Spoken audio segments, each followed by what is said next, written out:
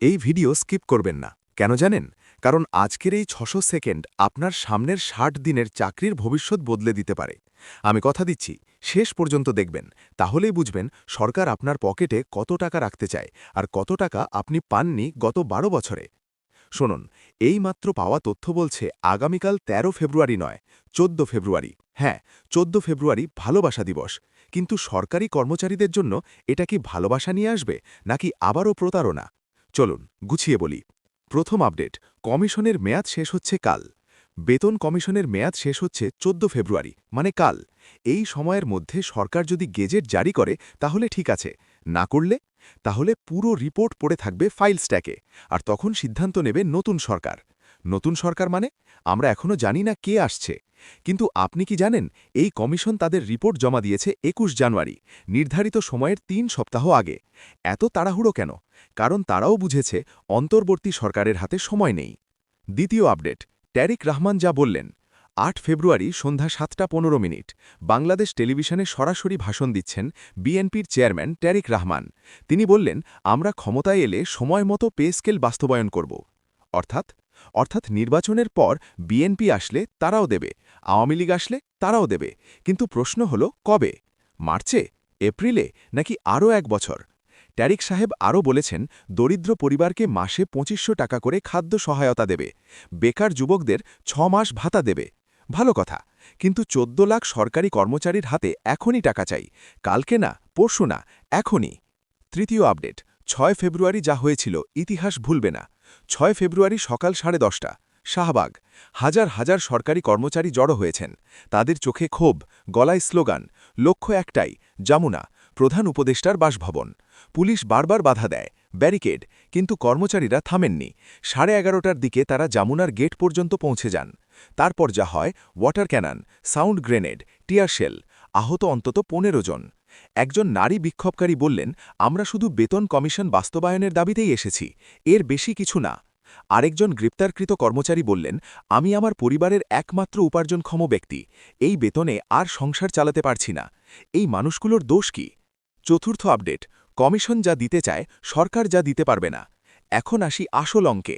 নবম বেতন কমিশনের প্রস্তাব, ২০তম গ্রেড সর্বনিম্ন ৮,২৫০ টাকা থেকে ২০,০০০ টাকা, বৃদ্ধি ১৪২%। প্রথম গ্রেড সর্বোচ্চ ৭৮,০০০ টাকা থেকে ১,৬০,০০০ টাকা, বৃদ্ধি ১০৫%। টিফিন ভাতা ২০০ থেকে ১,০০০ টাকা, বৃদ্ধি ৪০০%। প্রতিবন্ধী সন্তান ভাতা মাসে ২,০০০ টাকা, সর্বোচ্চ ২ সন্তান। স্বাস্থ্য বীমা, পেনশন সংস্কার, সার্ভিস কমিশন গঠন, আরও কত কি। শুনতে ভালো লাগছে, তাই না? কিন্তু এই প্রস্তাব বাস্তবায়নে সরকারের বছরে লাগবে অতিরিক্ত ১,০৬,০০০ কোটি টাকা। এই টাকা কোথায়? সরকার বর্তমানে ১৪ লাখ কর্মচারী ও ৯ লাখ পেনশনভোগীর পেছনে খরচ করে ১,৩১,০০০ কোটি টাকা। নতুন খরচ যোগ হলে মোট দাঁড়ায় প্রায় ২,৪০,০০০ কোটি টাকা। বাংলাদেশের বার্ষিক বাজেট কত? আপনি হিসাব করে দেখুন, এটা কি সম্ভব? পঞ্চম আপডেট, অর্থনীতির কঠিন বাস্তবতা। দ্য ফাইন্যান্সিয়াল এক্সপ্রেসের সম্পাদকীয় বলছে, এই বেতন বৃদ্ধি বাস্তবায়ন করা হবে আগামী নির্বাচিত সরকারের ওপর। কিন্তু সেই সরকার কিভাবে এই টাকা জোগাড় করবে? রাজস্ব আরোহণ লক্ষ্যমাত্রা পূরণ হচ্ছে না, বেসরকারি বিনিয়োগ নেই, বৈদেশিক বিনিয়োগ তো দূরের কথা, শুধু রেমিটেন্স কিছুটা বেড়েছে, সেটুকুই ভরসা। অর্থনীতিবিদরা বলছেন, এত বড় বেতন বৃদ্ধি মানেই মূল্যস্ফীতির নতুন মাত্রা।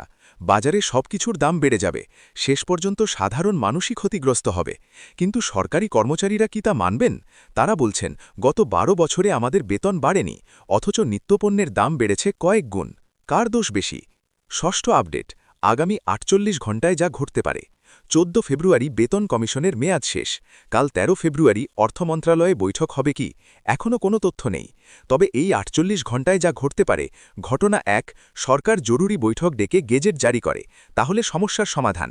ঘটনা ২, সরকার কিছু না করে, কমিশনের মেয়াদ শেষ, দায়িত্ব চলে যায় নতুন সরকারের কাঁধে। ঘটনা ৩, কর্মচারীরা আবার রাস্তায় নামে। ১৫ ফেব্রুয়ারি ঢাকা অবরোধের ডাক দিয়েছেন নেতারা। আপনি কোন দিকে বাজি ধরবেন? শেষ কথা, আপনার ভয়েস দরকার। শুনুন, আমি জানি আপনি ক্লান্ত, এই খবর শুনতে শুনতে বছর ঘুরে গেছে, কিন্তু এবার আর পিছিয়ে যাওয়ার সুযোগ নেই। ১২ বছর পর বেতন কমিশন বসেছে, ১,০৬,০০০ কোটি টাকার প্রস্তাব টেবিলে। প্রধান উপদেষ্টা নিজে বলেছেন, এটা খুব বড় কাজ, মানুষ অনেক দিন ধরে অপেক্ষা করছে। কাজটা বড় সেটা আমরা জানি, কিন্তু অপেক্ষাটা আর কতদিন? আজ ১২ ফেব্রুয়ারি, নির্বাচন শেষ, নতুন সরকার গঠনের পালা।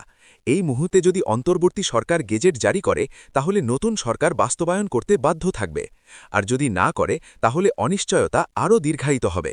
আপনি কি বলবেন কমেন্টে জানান। এক নজরে আজকের টপ আপডেট। ১৪ ফেব্রুয়ারি বেতন কমিশনের মেয়াদ শেষ। ৬ ফেব্রুয়ারি যমুনায় পুলিশি লাঠিচার্জ, আহত ১৫+।